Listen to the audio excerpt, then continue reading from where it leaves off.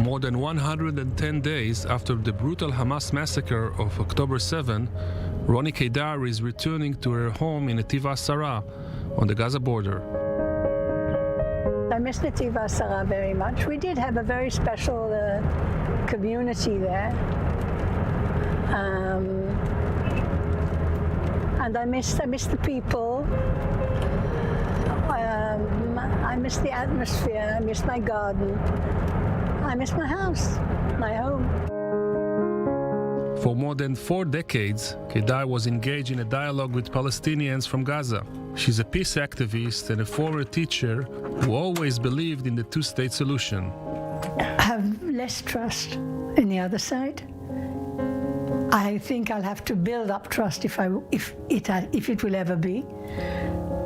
If on the film I mentioned, Swat Acherim, I said in a certain picture there, I'm sitting on this sofa talking to my daughter, and I said, maybe we have to even talk to the Hamas.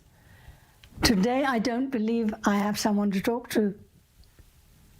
Because I think if I stood in front of him and wanted to talk to him, he'd probably shoot me. There's no one I can think of in Hamas today, because they have taken the extreme to the extreme. On that Black Saturday, Roni spent some time with her family. And we went into the safe room and started calling up the children who live here. And I have 3 children living here. And we called them up and tried to see where everyone was. And one of my daughters didn't answer. We rang again and again, and eventually my husband called her son. And he said, just send something, send some sign. And he rang and whispered into the phone. We were in a closet hiding because there's terrorists in the house, shouting and shooting. And we couldn't lock the safe room, so we are hiding in the closet under the staircase. I took all the strength I had to keep my husband from running over there. And running over there means running across the whole of the... He wouldn't have reached the house. It's quite definite. She was there for 3.5 hours until she was released. And when they came to release her with the army, she was afraid to open the door because she wasn't sure who was there.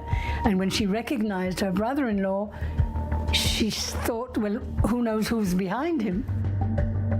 And though the attack caught the entire country by surprise, she says she saw signs of it even in the evening before. On the 6th of October, we were having dinner at my son's house, who lives here in the village. And while we were there were suddenly masses of rockets, but far more than we ever had before, not at wartime. We didn't have an alert. They were into the sea, but masses. And we got a notice on our phones.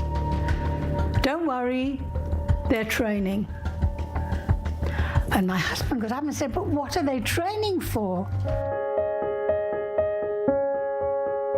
UK-born Keidar came to Israel in 1950. In 1973, she moved to Netiv HaSara, which back then was a Jewish settlement in the Sinai Peninsula. We had a beautiful time there. The village was a beautiful village. The community was a lovely community. We had a very good, normal relationship with our Palestinian and Bedouin neighbors.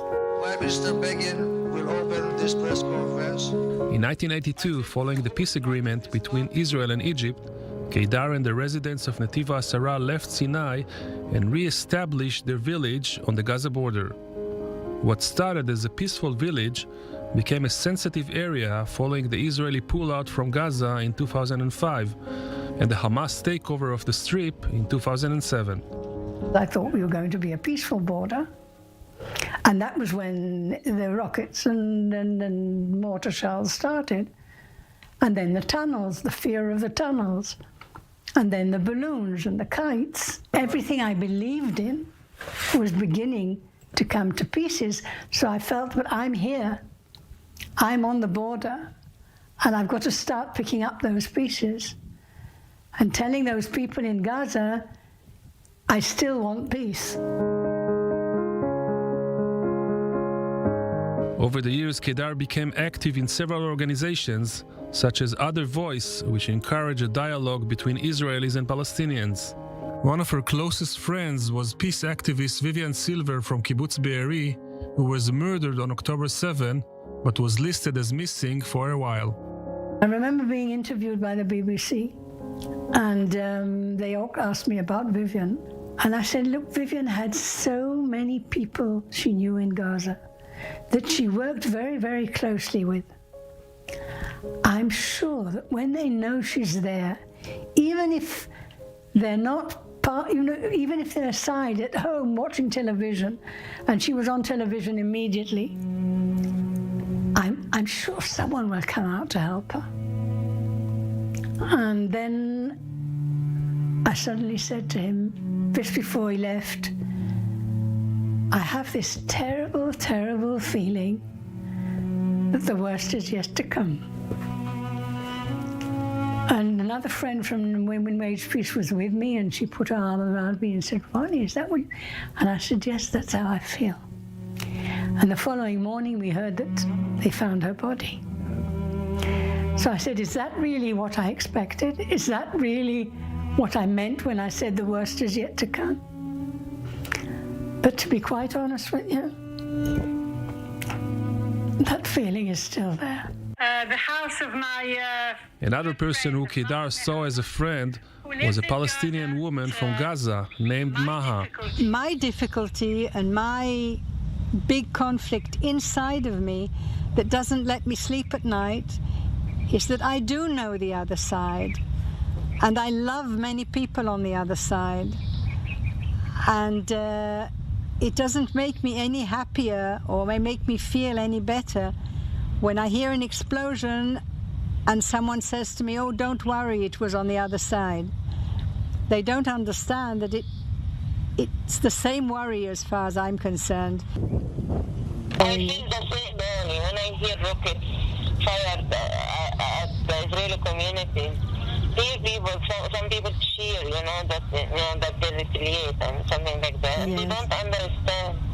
But, I worry about my friends on the other side too, She's now in Winnipeg doing her PhD. All right. I'm not in contact with her.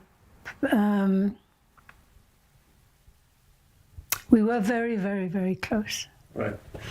And certain things on the way, on the road to peace, happened on the way, and she doesn't talk to me at the moment. I think what happened was that in the States she got involved with a more extreme Islamic, maybe Palestinian group, and they put all kinds of things in her head, and she acted accordingly, and our relationship broke off, and I'm very sad about it. I'm still hoping that it's not the end. On our way back, Roni takes us on a brief tour of the border wall inside the village. We can see decorations and banners calling for peace. Roni used to guide tourists who came to see the border. When I ask people on the village, not many agree with what I speak or say, but they let me come and speak to guests that come to the village. And I asked them once, I said, you know what I'm going to say, and you know that you don't believe in what I say. Why do you let me come and speak? You've got other speakers. And they say, no, I'll tell you, if we don't believe, we don't trust it's possible, but if there's the slightest chance that you may be right, then we're behind you. יש פה צחי? היי, שלום. אני לא מוכנה לעבור ולראות אותך. וואי, נשמע, איזה כיף לראות אותך פה, וואי וואי. משהו. כן. 21 people were murdered in Nativa Asara on October 7, among them the Yanun family, who were burned alive in their house. Nevertheless, some residents are still anxious to return to this beautiful village bordering the Gaza Strip. Roni says she is still debating on this issue, and even in the wake of October 7, she still holds her peaceful agenda. Yes, I see a future of them coming across here and we going across there. And all the things that we do on Zoom today, we do face to face. Yeah. I do believe that.